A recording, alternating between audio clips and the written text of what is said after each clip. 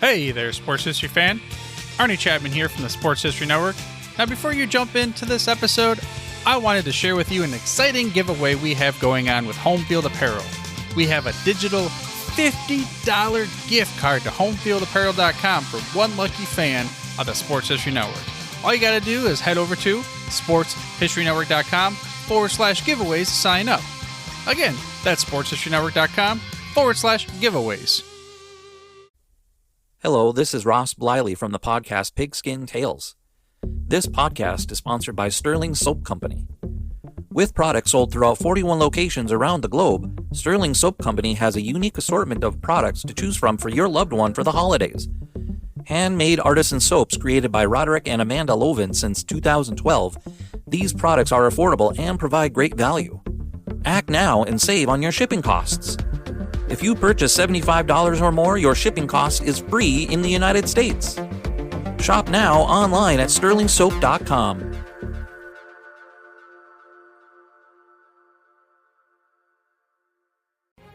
This podcast is part of the Sports History Network, your headquarters for the yesteryear of your favorite sport. You can learn more at sportshistorynetwork.com.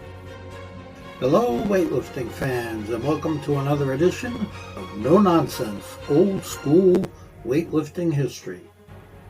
You can also find this podcast on Yesterday Sports, both on the Sports History Network. I started Olympic weightlifting in 1981, and up to that point, I didn't know much about weightlifting history or the athletes that made the sport great. I liked watching it when it was televised, which wasn't too often. Other than seeing weightlifting in the Olympics every 4 years, the only other times it was televised was on Wide World of Sports. Even then, they mainly focused on the super heavyweights. So the only weightlifter I knew much about was the Soviet strongman, Vasily Alexeyev, the first man to clean and jerk 500 pounds. To this day, he remains the only weightlifter to appear on the cover of Sports Illustrated. It wasn't until I began competing in weightlifting myself that I learned about other great lifters. My cousin Bill, who had become my training partner, was a big fan of the sport and started showing me his collection of Strength and Health magazines. I learned that there were 9 other weight classes besides the super heavyweight class, and that there were legendary names from the past that I needed to know about. In 1981, the Soviet Union was the dominant force in weightlifting, but there was a time when America dominated the sport of weightlifting. Names like John Grimmick, Norm Szymanski, Dave Shepard, Tommy Kono, John Davis, Paul Anderson, and Ike Berger were winning all the medals for Team USA. But by the mid-1960s, the Soviet Union began to emerge as the new powerhouse in weightlifting, and Team USA began to fade. At the 1964 Olympics in Tokyo, the Soviets won 7 medals compared to only 2 for the United States. American heavyweight Bob Bednarski won a silver medal at the 1966 World Championships and was favored to win the gold medal at the 1968 Olympics in Mexico City. But a devastating elbow injury in 1967 curtailed his training, causing him to miss the 1968 Olympics. Super heavyweight Joe Dube won the bronze, the only U.S. lifter to medal, in 1968. Bednarski, now recovered from his elbow surgery, won the gold medal at the 1968 World Championships in the new 110 kilo weight class. He won a bronze medal at the 1970 Worlds, but injuries continued to haunt him, and he did not qualify for the 1972 Olympics. The new hope for Team USA was super heavyweight Ken Patera, who became the first American to clean and jerk 500 pounds. Ken won a silver medal at the 1971 Worlds, but did not perform well at the 1972 Olympics in Munich, and retired afterward to become a professional wrestler. New Jersey native Phil Grapaldi, lifting in the 90 kilo weight class, came close to winning a bronze medal in Munich, but was unsuccessful on his final lift. Team USA failed to win a single medal in the Olympics for the first time. Additionally, no American won a medal at the 1973, 74, or 75 World Championships. The era of the great American weightlifter was officially over. But a new hope emerged when 22-year-old Lee James, lifting in the 90 kilo weight class, surprised everyone by winning a silver medal at the 1976 Olympics in Montreal. Unfortunately, Lee had to undergo major knee surgery shortly after the Olympics. Some believed Lee would never be the same lifter after the surgery, but he proved everyone wrong by easily winning the 1978 USA Nationals. After the Nationals, Lee began intensive training for the 1978 World Championships, but again began to feel knee pain. A second surgery, followed by a third, didn't go well. And just like that, the promising career of Lee James was over at only 24 years old. American lifters won no medals at the 1977, 78, or 79 World Championships. And the 1980 Olympics in Moscow were boycotted by U.S. President Jimmy Carter.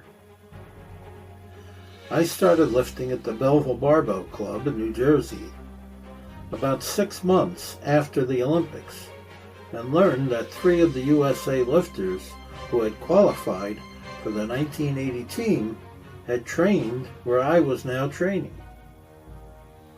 The disappointment of them not being able to compete for our country in the Olympics because of the boycott could still be felt in that gym. In the spring of 1982, my cousin Bill and I took a bus from northern Jersey to Atlantic City to watch the weightlifting record breakers competition. Having competed 2 times before this, I now had a much better understanding of the sport and its history. 15 lifters were competing, 5 from the US, 4 from Bulgaria, 4 from the Soviet Union, and 2 from Hungary.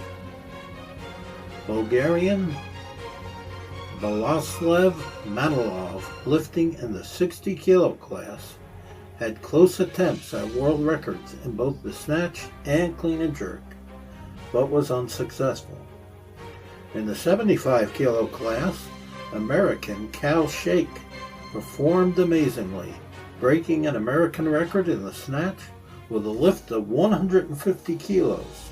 That's 330.5 pounds.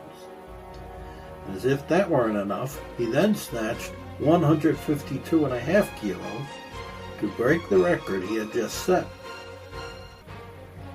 The 152.5 was only 2.5 kilos less than his competitor Yanko Rusev of Bulgaria lifted.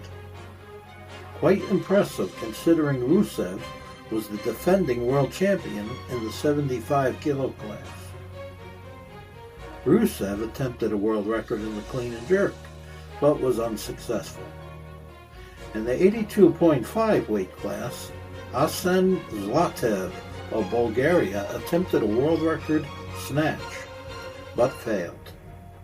Soviet lifter Yurik Vardanian, who usually lifted in the 82.5 class, weighed in at 84.4 kilos and lifted in the 90 kilo class.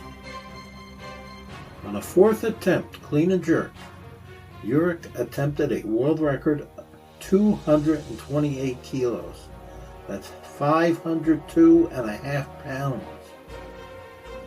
Urich racked the huge weight, but was unable to stand up with it. But the effort was much appreciated, as the fans gave him a big applause.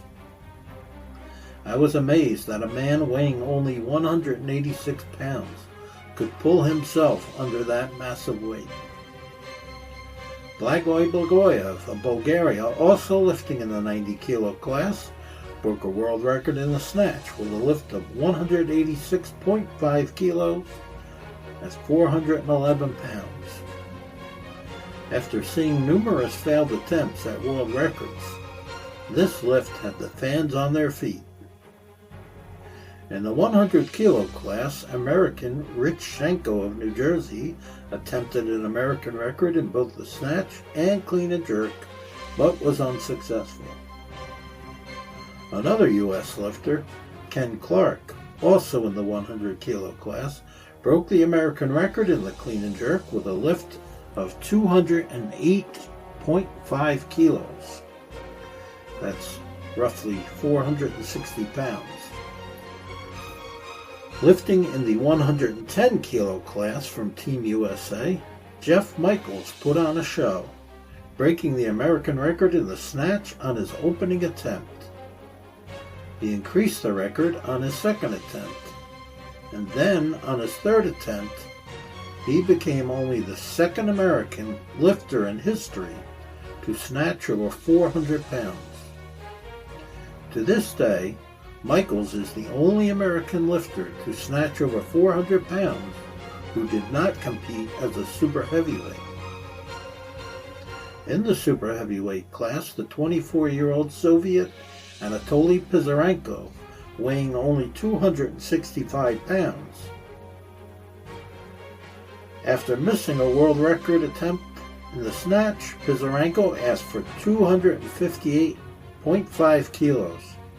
That's 570 pounds in the clean and jerk, and came close to breaking the world record, but he could not get the massive weight locked out overhead.